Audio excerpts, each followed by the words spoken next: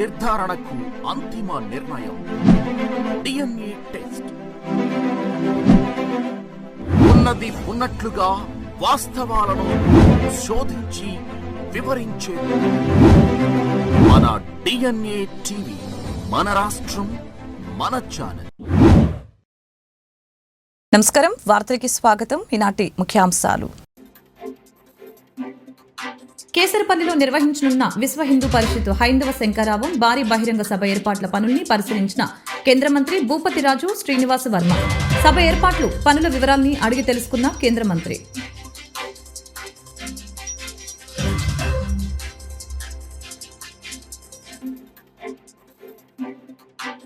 నగరంలోని పాయకాపురం జూనియర్ కళాశాలలో డొక్కా సీతమ్మ మధ్యాహ్న భోజన పథకాన్ని ప్రారంభించిన మంత్రి లోకేష్. పద్ధతి ప్రకారం ఎన్నికల సమయంలో ఇచ్చిన అన్ని హామీలను నెరవేరుస్తున్నామని వ్యాఖ్య. మాజీ సీఎం జగన్ గాలిలో కాకుండా రోడ్డుపైకి వచ్చి మేమేం చేస్తున్నామో మంచి పనుల్ని చూడవచ్చని ఎద్దేవా. సీఎం చంద్రబాబు ఆలోచన విధానానికి అనుగుణంగా విద్యార్థులంతా మెరుగైన ఫలితాలు సాధించి స్వర్ణాంధ్రప్రదేశ్లో భాగస్వాములు కావాలని మంత్రి సత్యకుమార్ యాదవ్ పిలుపు. విద్యార్థులు కుటుంబానికి, రాష్ట్రానికి, దేశానికి ఉపయోగపడేలా తయారు కావాలని కోరిన మంత్రి. కేసరపల్లిలో నిర్వహించనున్న విశ్వ హిందూ పరిషత్ హైందవ శంకరావం భారీ బహిరంగ సభ ఏర్పాట్ల పనుల్ని పరిశీలించిన కేంద్ర మంత్రి భూపతిరాజు శ్రీనివాస వర్మ, ఎమ్మెల్యే కామినేని శ్రీనివాస్ని, విశ్వ హిందూ పరిషత్ రాష్ట్ర కోశాది అధ్యక్షులు దుర్గాప్రసాద్ రాజుని కలిసి వివరాలు అడిగి తెలుసుకుని సభ ఏర్పాట్ల పనుల్ని పరిశీలించారు. హైందవ శంకరావం అనుకున్న తేదీ రానే వచ్చింది. ఇంకా ఒక్కరోజే ఉంది. పూర్తి ఏర్పాట్లన్నీ చాలా వేగంగా జరుగుతున్నాయి. ఒక బ్రహ్మాండమైన ఏర్పాట్లు చేయటం జరిగింది. కార్యకర్తలంతా వారు వచ్చే సమయం ఆసనం అయింది. చాలామంది దూర ప్రదేశాల నుంచి వచ్చేవాళ్ళంతా బయలుదేరి సాయంకాలం బయలుదేరి ప్రొద్దుటికే వచ్చే ఏర్పాటు చేసుకున్నారు. అలా డిఫరెంట్ ఏరియాస్ నుంచి వచ్చే వాళ్ళని ట్రాఫిక్ ఇబ్బంది లేకుండా ఉండే విధంగా వారు ఏ సమయంలో బయలుదేరాలి, ఏ సమయానికి చేరాలి, ఏ రూట్లో రావాలి అనేదంతా కూడా పూర్తిగా వాళ్ళందరికీ తెలియపెట్టడం జరిగింది. సుమారు 3,500 బస్సులు మీద రాష్ట్ర వ్యాప్తంగా హిందూ బంధువులంతా కూడా సాయంకాలానికి కొంతమంది రైళ్లలో రేపు పొద్దుటకి చేరుతున్నారు. సుమారు 8 రైళ్లలో వస్తున్నారు హిందూ బంధువులు. అలాగే వారందరికీ కూడా రాత్రి వచ్చిన వారికి రాత్రికి ప్రొద్దుటే వారికి కావలసిన అల్పాహారం, కాలకూర్చాలు తీర్చుకుంటూ కోసం టాయిలెట్స్ అవన్నీ కూడా ఏర్పాటు చేయడం జరిగింది. అలాగే మిగతా వాళ్ళు కూడా వచ్చే వాళ్ళందరికీ కూడా భోజనం ఏర్పాటు చేయటం జరిగింది. వాళ్ళ పార్కింగ్ ప్లేసెస్లోనే ఆ భోజనం ఏర్పాట్లు చేయటం జరిగింది. చేత సుమారు 1-2 కిలోమీటర్ల దూరం వాళ్ళు నడవలసిన పరిస్థితి ఉంది. వచ్చేదంటే ట్రాఫిక్ ఇక్కడ దాకా రావాలంటే చాలా కష్టం. కాబట్టి బాగా ఎక్కువ దూరం ఏదైతే 3 కిలోమీటర్లు నడవలసి వస్తుంది. అయినా కూడా అంతా ఎంతో ఉత్సాహంగా ఉండి ఈ బ్రహ్మాండమైన ఈ స్థలానికి రావాలని వాళ్ళంతా ఉరుజులో ఆడుతున్నారు. దీని ముఖ్య ఉద్దేశం మనం గతంలో కూడా మాట్లాడుకున్నాం. స్వయం ప్రతిపత్తి దేవాలయాలు ప్రభుత్వం గుప్పిట్లో ఉన్నాయి. ఇతర మతాలన్నింటికి వాళ్ళకి మతాల వారి అందరికీ వాళ్ళకి స్వేచ్ఛ ఉంది. కానీ హిందువులకి ఆ స్వేచ్ఛ లేకుండా రాజ్యాంగం నిర్దేశించినా కూడా వారు దాన్ని ఖాతరు చేయకుండా ప్రభుత్వాలే వాటిని రన్ చేయటం, భక్తులకి దూరంగా ఉండేటట్టుగా చేయటం, దేవాలయాల్లో అన్య మతస్థులు, భక్తి శ్రద్ధలు లేని వాళ్ళు కూడా, ఎథిస్టులు కూడా వాళ్ళు పాలించే పరిస్థితి ఉంది. అటువంటి జరగకుండా ఉండాలంటే అది దేవాలయాలన్నీ హిందువులకే అప్పచెప్పాలి అనే నినాదంతో ఈ సభ జరగబోతోంది. దీని ద్వారా మన ఆంధ్ర రాష్ట్రమే కాదు, యావత్ భారతదేశంలో అన్ని రాష్ట్రాలు కూడా ఇది జరగబోతోంది. విశ్వ హిందూ పరిషత్తు ఈ కార్యక్రమం ఆంధ్ర రాష్ట్రంలో మొదలుపెట్టి జమ్మూ కాశ్మీర్ వరకు ఈ కార్యక్రమం ఎంతో దిగ్విజయంగా జరగబోతోంది. ఈ మార్పు కోరుతోంది. ఎంచేతంటే ఇతర మతస్థులకున్న స్వేచ్ఛ మెజారిటీ ఉన్న హిందువులు పద్ధతి ప్రకారం ఎన్నికల సమయంలో ఇచ్చిన అన్ని హామీలను నెరవేరుస్తున్నామని, హామీ ఇవ్వని పథకాలను కూడా అమలు చేస్తున్నామని, ఎవరూ అడగకుండానే ఇంటర్ విద్యార్థుల కోసం మధ్యాహ్న భోజన పథకాన్ని అమలు చేస్తున్నామని మంత్రి నారా లోకేష్ తెలిపారు. మాజీ ముఖ్యమంత్రి జగన్ గాలిలో కాకుండా రోడ్డుపైకి వచ్చి మేమేం చేస్తున్నామో మంచి పనుల్ని చూడవచ్చని తెలిపారు. ఎన్డీఏ పార్టీలని అధికారంలోకి వచ్చిన తర్వాత గౌరవ ముఖ్యమంత్రి గారు వేదిక మీద మమ్మల్ని కొంతమందిని మంత్రివర్గంలో తీసుకోవాలని నిర్ణయించారు. అది జరుగుతున్న సమయంలో ముఖ్యమంత్రి గారు నన్ను అడిగారు, ఏ శాఖ నువ్వు ఆలోచిస్తున్నావు, నీ ఇంట్రెస్ట్ ఎక్కడుందని. అప్పుడు అన్న విద్యాశాఖ మంత్రిగా నన్ను చేయండి సార్. అప్పుడు ఆయన ఆశ్చర్యపోయారు, చాలా కష్టమైంది ఇది, ఎందుకు నీకు ఇది? ఒక పక్కన ఈ సంఘాలు ఉంటాయి, చాలా మంది విద్యార్థులు ఉంటారు, మార్పు తీసుకురావాలంటే 5 సంవత్సరాలు సరిపోదు, కనీసం 10 సంవత్సరాలు అవసరం ఉంటుందన్నారు. అంతేకాకుండా చాలా మంది మిత్రులు, శ్రేయోభిలాషులు, గౌరవ సభ్యులు, ఎంపీ గారు కూడా నాకు మెసేజ్ చేశారు, ఇట్లా వస్తుంది న్యూస్ లో, ఇది అవసరమా మీకు?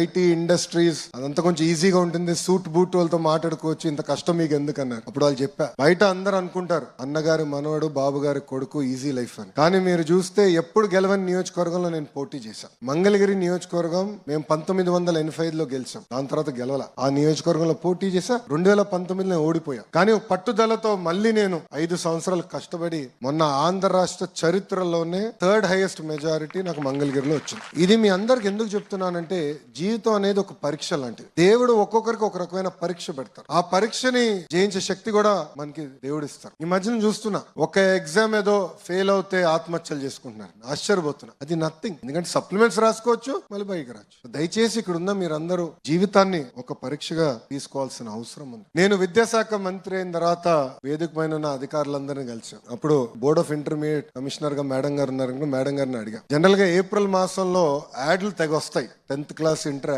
యాడ్స్, 1 1 2 2 3 3 3 4 4 4 అని వేస్తారు యాడ్లు. అవన్నీ ప్రైవేట్ కాలేజీలు, జూనియర్ కళాశాల వాళ్ళు వేస్తారు. మేడం గారిని ఒకటే చెప్పా, ఎప్పుడైతే మన పిల్లలు ఆ స్థాయికి వస్తారో అప్పుడే నేను సంతృప్తి చెందుతా, అప్పుడే కాలర్ ఎగరేసుకుని నేను మంచి పని చేశాను బోర్డ్ ఆఫ్ ఇంటర్మీడియట్ ఎడ్యుకేషన్ అని ఆలోచిస్తాను. రాష్ట్ర ముఖ్యమంత్రి చంద్రబాబు నాయుడు ఆలోచన విధానానికి అనుగుణంగా విద్యార్థులంతా మెరుగైన ఫలితాలు సాధించి స్వర్ణాంధ్రప్రదేశ్లో భాగస్వాములు కావాలని రాష్ట్ర వైద్య ఆరోగ్య శాఖ మంత్రి సత్యకుమార్ యాదవ్ పిలుపునిచ్చారు.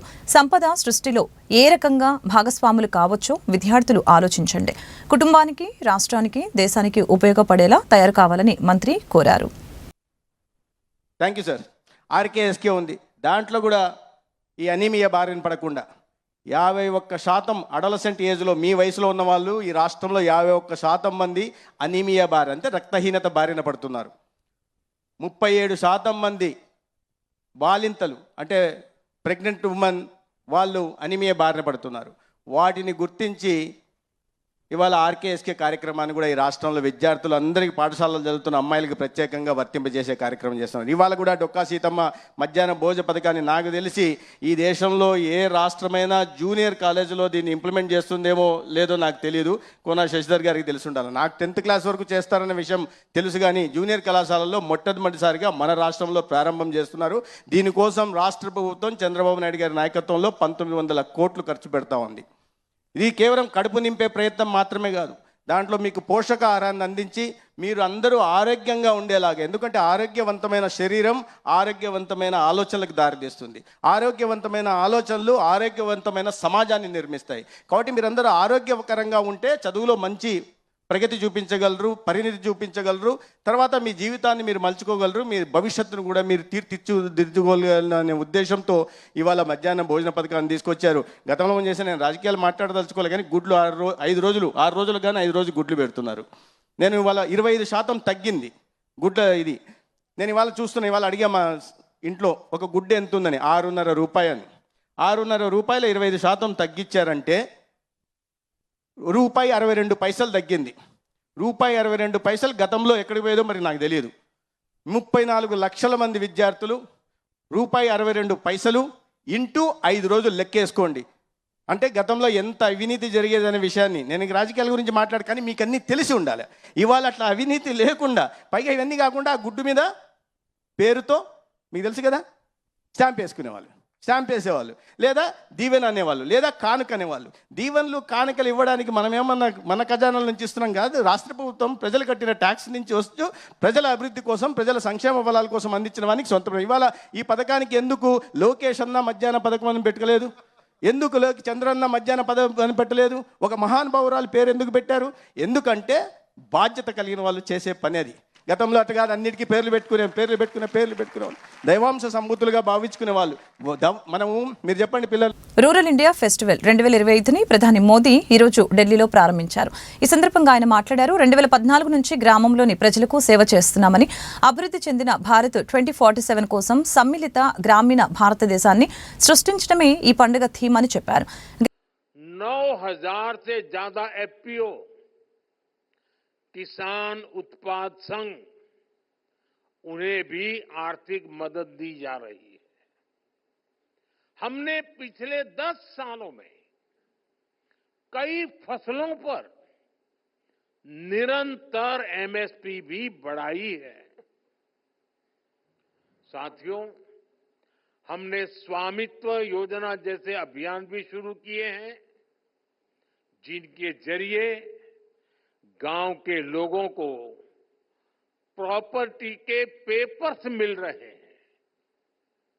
पिछले 10 वर्षों में एमएसएमई को भी बढ़ावा देने वाली कई नीतियां लागू की गई हैं। उन्हें क्रेडिट लिंक गारंटी स्कीम का लाभ दिया गया है। इसका फायदा 1 करोड़ से ज्यादा ग्रामीण एमएसएमई को भी मिला है। आज गांव के युवाओं को मुद्रा योजना, startup India, stand up India जैसी योजनाओं से ज्यादा मदद मिल रही है। साथियों, गांवों की तस्वीर बदलने में कोऑपरेटिव्स का बहुत बड़ा योगदान रहा है। आज भारत सहकार से समृद्धि का रास्ता तय करने में जुटा है। इसी उद्देश्य से 2021 में अलग से नया सहकारिता मंत्रालय का गठन किया गया। देश के करीब 70,000 पैक्स को कंप्यूटराइज भी किया जा रहा है। मकसद यही है कि किसानों को गांव के लोगों చైనాలో మొదలైన కరోనా వైరస్ గురించి ప్రత్యేకంగా చెప్పాల్సిన పని లేదు. అనేక మంది మరణాలకు కారణమైంది. కానీ ఇప్పుడు చైనాలో మరొకసారి మరణ భీభత్సం వెలుగులోకి వచ్చింది. ఈసారి హెచ్ఎంపీవీ వైరస్ ద్వారా మరణాలు సంభవిస్తున్నాయి. ఆ వివరాలేంటో ఇప్పుడు తెలుసుకుందాం. మీకు కరోనా వైరస్ గుర్తుందా? ప్రపంచవ్యాప్తంగా భారీగా విధ్వంసం జరిగింది. ప్రతి దేశం అల్లాడిపోయింది. లక్షల మంది చనిపోయారు. చైనా చేసిన ఒక్క తప్పిదం మినహా యావత్ ప్రపంచాన్ని పెద్ద సంక్షోభంలోకి నెట్టింది. ఇప్పుడు చైనాలో మరొకసారి కొత్త వైరస్ బీభత్సం సృష్టిస్తోంది. చైనాలోని ఆసుపత్రుల్లో అనేక మంది బారులు తీరారు. అనేక మంది మాస్కులతో మళ్లీ తిరిగి వస్తున్నారు. దీంతో చైనాలో మరొకసారి సరికొత్త వైరస్ గుర్తించి చర్చనీయాంశంగా మారింది. దీంతో చైనా మళ్లీ ప్రపంచానికి కొత్త మహమ్మారిని అందించబోతుందా అనేది ప్రశ్న మొదలైంది. నగరపాలక సంస్థ ఆధ్వర్యంలో వివిధ రకాలైన చేతి వృత్తులదారులని గుర్తించి వారికి ఆయా వృత్తుల్లో నైపుణ్యం, సాంకేతిక శిక్షణ ఇచ్చేందుకు కార్యక్రమాన్ని నగరపాలక సంస్థ అధికారులు ఐవీ ప్యాలెస్లో ఏర్పాటు చేశారు. రాష్ట్ర వ్యాప్తంగా దాదాపు 15 కేటగిరీలకు చెందిన వారిని గుర్తించి వారి సేవలను ప్రజలకు అందించాలనే ఉద్దేశంతో రాష్ట్ర ప్రభుత్వం సర్వీస్ ప్రొవైడర్స్ కార్యక్రమాన్ని ప్రారంభించిందని municipal corporation MEPMA project officer Venkata Narayana తెలిపారు. ప్రత్యేకించి ఈఎంసీ యొక్క ఆధ్వర్యంలో మరియు మెప్మా ఎండి గారి యొక్క ఆధ్వర్యంలో మున్సిపల్ కమిషనర్ శ్రీ జాన్ చంద్ర ఐఏఎస్ గారి యొక్క ఆధ్వర్యంలో ఈరోజు ప్రత్యేకించి సర్వీస్ ప్రొవైడర్స్ ని రిజిస్ట్రేషన్ చేయడం జరుగుతూ ఉంది. సర్వీస్ ప్రొవైడర్స్ రిజిస్ట్రేషన్ కార్యక్రమం అంటే చేతి వృత్తులైనటువంటి ఏదైనా మనకి సెలూన్స్ నిర్వహించే వాళ్ళు కానీ, లేకపోతే చేతి వృత్తుల ద్వారా తయారు చేసేటువంటి సర్వీస్ చేసేటువంటి వాళ్ళు కానీ, అదేవిధంగా రిఫ్రిజిరేటర్స్ బాగా చేసేటువంటి కానీ, ప్లంబర్ కానీ, ఎలక్ట్రీషియన్స్ కానీ, గీజర్ రిపేర్ చేసేటువంటి వాళ్ళు కానీ, ఇలా అనేక మంది ఒక 15 కేటగిరీలకు సంబంధించిన సర్వీస్ ప్రొవైడర్స్ ని రాష్ట్ర వ్యాప్తంగా 20,000 మందిని ఫస్ట్ ఫేజ్ కింద తీసుకొని వాళ్ళందరితో ఇతర కంపెనీలతో టైఅప్ చేసి వాళ్ళకి సర్వీస్ ప్రొవైడర్స్ మనకి ఎవరైతే పబ్లిక్ అడిగేటువంటి సర్వీస్ అనుకూలంగా తక్కువ మొత్తంలో ఖర్చు అయ్యే విధంగా వినియోగదారులకి మనం హెల్ప్ చేయడం జరుగుతుంది. మేము మా దగ్గర ఉన్నటువంటి ఎస్హెచ్జి ఉమెన్ కానీ, ఎస్హెచ్జీలలో ఉండేటువంటి వాళ్ళ కుటుంబ సభ్యులలో కానీ ఉండేటువంటి పేద వర్గాలకు సంబంధించిన వాళ్ళల్లో మనం కొత్తగా వాళ్ళందరినీ కూడా ఏర్పాటు చేసి తీసుకొని వాళ్ళకి మాకు ట్రయాంగిల్ సంస్థ నుంచి మేము టైఅప్ చేసుకోవడం జరిగింది. ఆ ట్రయాంగిల్ సంస్థ బయట ఒక రిపేర్ కనుక చేస్తే 400 అయితే వీళ్ళ దగ్గర 150 రూపాయలు మాత్రమే అవుతుంది. అంటే చాలా తక్కువగా మనం ప్రొవైడ్ చేయడం జరుగుతుంది. సపోజ్ ఒక ఆటో కావాలంటే మనం ఉబర్ కానీ, అదేవిధంగా నెక్స్ట్ వచ్చేసరికి ఓలా కంపెనీ ఎట్లయితే మనం చేస్తున్నామో అదేవిధంగా ఈ సర్వీస్ ప్రొవైడర్స్ యొక్క ఆంధ్రప్రదేశ్ రాష్ట్రంలో మహిళలకి ఉచిత బస్సు ప్రయాణం హామీని త్వరలోనే నెరవేరుస్తామని హోం విపత్తు నిర్వహణ శాఖ మంత్రి వంగలపూడి అనిత వెల్లడించారు. ముఖ్యమంత్రి చంద్రబాబు నాయుడు ఆదేశాల ప్రకారం మహిళలకి ఉచిత బస్సు ప్రయాణంపై ఏర్పాటైన మంత్రివర్గ ఉపసంఘం బెంగళూరులో పర్యటిస్తుందని ఆమె తెలిపారు. ఈ సందర్భంగా కర్ణాటక రాష్ట్ర ముఖ్యమంత్రి సిద్దారామయ్య, రవాణా శాఖ మంత్రి రామలింగారెడ్డితో సహా రవాణా శాఖ ఉన్నతాధికారులతో సమావేశమైనట్లు హోంమంత్రి స్పష్టం చేశారు.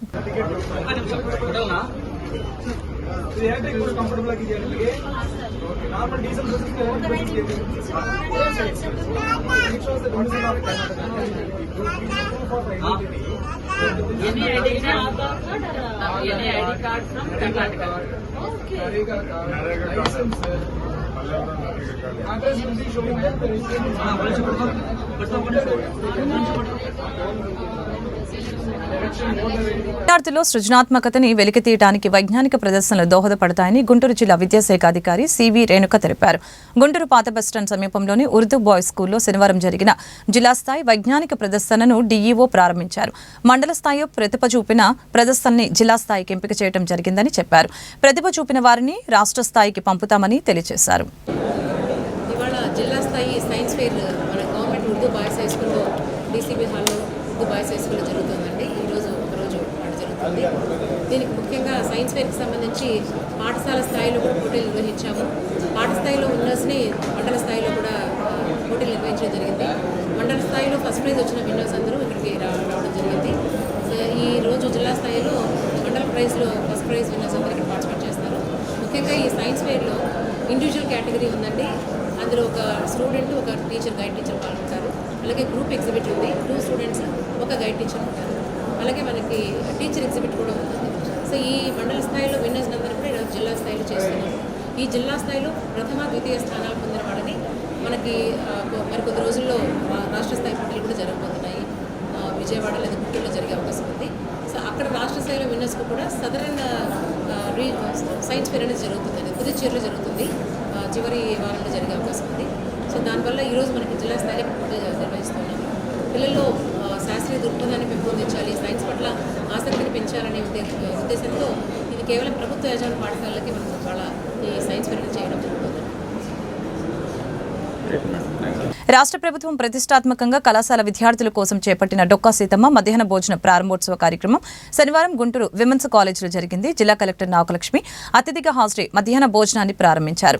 విద్యార్థులు ప్రభుత్వం అందిస్తున్న సంక్షేమ పథకాలని సద్వినియోగపరుచుకోవాలని, ఉజ్వలమైన భవిష్యత్తుకి బాటలు వేసుకోవాలని సూచించారు. ఎమ్మెల్యే నజీర్ అహ్మద్ ఈ కార్యక్రమంలో పాల్గొన్నారు. అలాగే రాబోయేటువంటి అకాడమిక్ 24 కోట్ల రూపాయలు ఖర్చు పెడుతూ ఇంటర్మీడియట్ ఎడ్యుకేషన్లో ఉన్నటువంటి విద్యార్థులందరూ కూడా మధ్యాహ్న భోజన పథకాన్ని పెట్టడం జరిగింది. గుంటూరు నగరంలో గౌరవ కలెక్టర్ గారు అలాగే అధికారులందరితో కలిసి ఈ కార్యక్రమాన్ని ఈరోజు ఉమెన్స్ కాలేజ్లో ప్రారంభించుకోవడం జరుగుతూ ఉంది.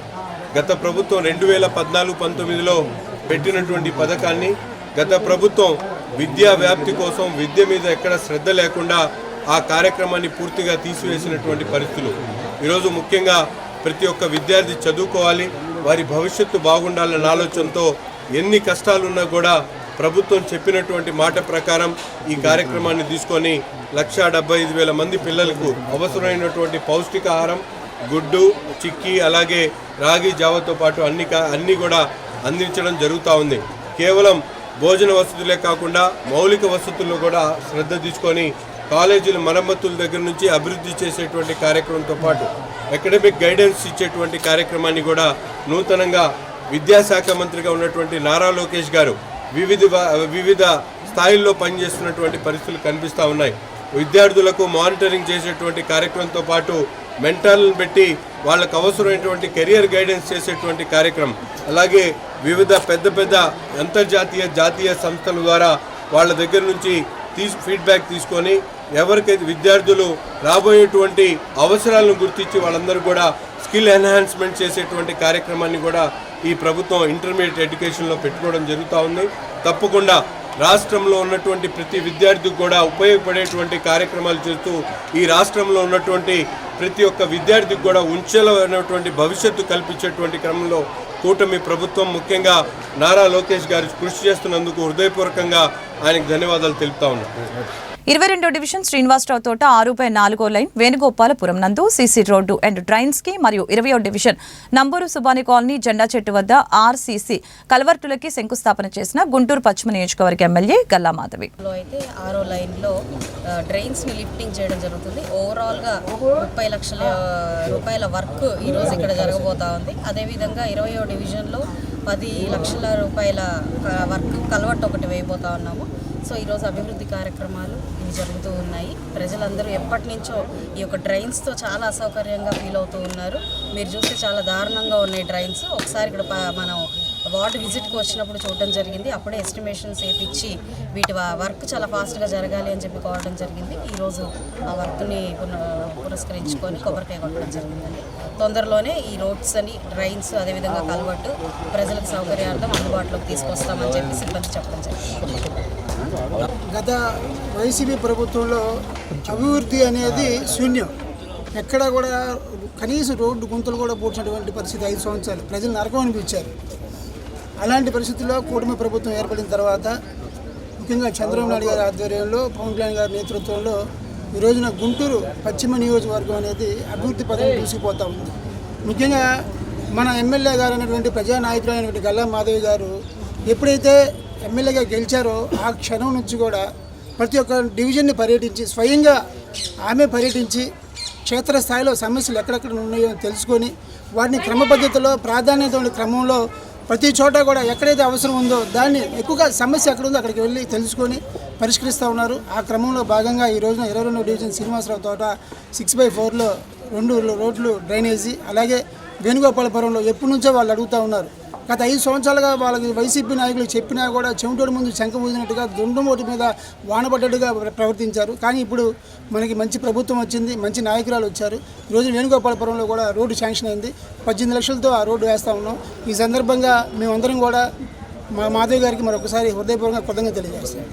ఆంధ్రప్రదేశ్ వ్యవసాయ కార్మిక సంఘం గుంటూరు జిల్లా సమితి సంఘం కార్యాలయంలో విలేకరుల సమావేశం నిర్వహించడం జరిగింది. ఈ సమావేశానికి ముఖ్య అతిథిగా వ్యవసాయ కార్మిక సంఘం జిల్లా ప్రధాన కార్యదర్శి కాబోతు ఈశ్వరరావు మాట్లాడారు. 10వ తేదీన మండల తహసీల్దార్ కార్యాలయం వద్ద జరిగే కార్యక్రమాన్ని జయప్రదం చేయాలని తెలియజేశారు. గ్రామాల్లో ఇళ్ల స్థలం లేని నిరుపేదలకు 3 సెంట్లు ఇళ్ల స్థలం ఇవ్వాలని, పట్టణాల్లో ఇళ్ల స్థలాన్ని రాష్ట్ర ప్రభుత్వం మంజూరు చేయాలని ఈ సందర్భంగా డిమాండ్ చేయడం జరిగింది. సూపర్ 6 పథకాలని అమలు జరిపి న్యాయం చేయాలని, తల్లికి వందనం విద్యార్థులకి అభివృద్ధికి అందించాలని తెలిపారు. అలాగనే పేదలకు స్థలాలతో పాటు ఉచితంగా 5 లక్షల రూపాయలను మంజూరు చేయాలని వ్యవసాయ కార్మిక సంఘం తరపున రాష్ట్ర ప్రభుత్వాన్ని డిమాండ్ చేశారు.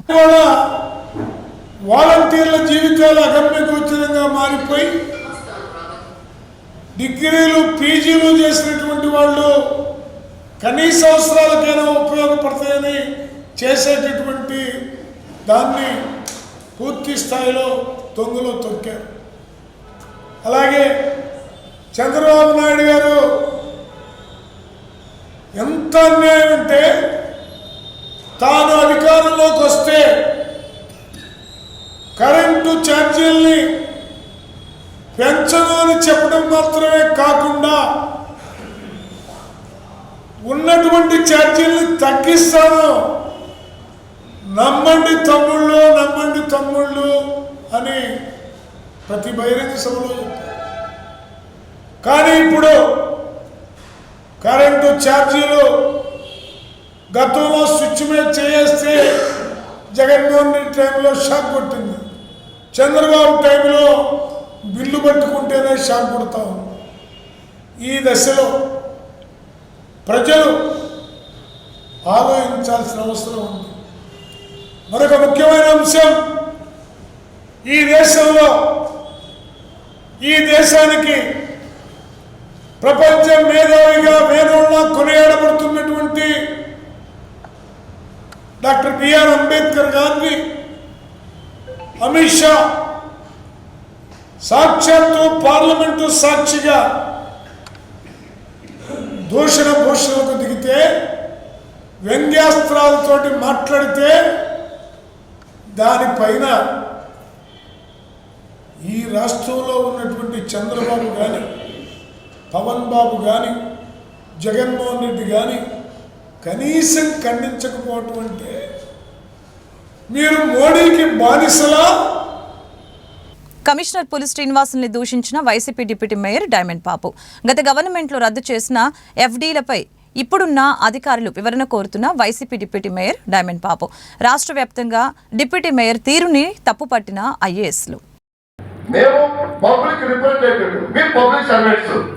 మీరు పబ్లిక్ సర్వెంట్స్ ప్రజలకు సంబంధించిన ప్రతి అంశాన్ని క్వశ్చన్ చేసే రైట్ మాకుంది. మీరు తమాషాగా ఉందనే పదాన్ని మీరు పట్టుకున్నారు తప్పితే ఆ పదానికి ముందు డిస్కషన్ మీరు మాట్లాడలేదు. ఇది ఎంత ఎంత మా మనోభావాలకు సంబంధించిన మాట తెలుసా? ఇది పూర్తిగా పరిపాలనాపరమైన అంశం. అంటే ఇక్కడ వస్తున్న ప్రతి పైసా ప్రజలు కట్టిన డబ్బులు, ఇక్కడికి వచ్చే ప్రతి రూపాయి ట్యాక్స్ రూపంలో వస్తుంది. ఇది సక్రమంగా జరుగుతుందా లేదని చెక్ చేసేటువంటి పవర్ మాకుంది. ఇది మీకు పరిపాలనాపరమైన పూర్తి అంశమైన పదం, ఇది ఎలా రాస్తారంటారా? వార్తలు ముగించే ముందు ముఖ్యాంశాలు మరొకసారి. కేసరపల్లిలో నిర్వహించనున్న విశ్వ హిందూ పరిషత్ హైందవ శంకరావం భారీ బహిరంగ సభ ఏర్పాట్ల పనుల్ని పరిశీలించిన కేంద్ర మంత్రి భూపతిరాజు శ్రీనివాస్ వర్మ. సభ ఏర్పాట్లు పనుల వివరాల్ని అడిగి తెలుసుకున్న కేంద్ర మంత్రి.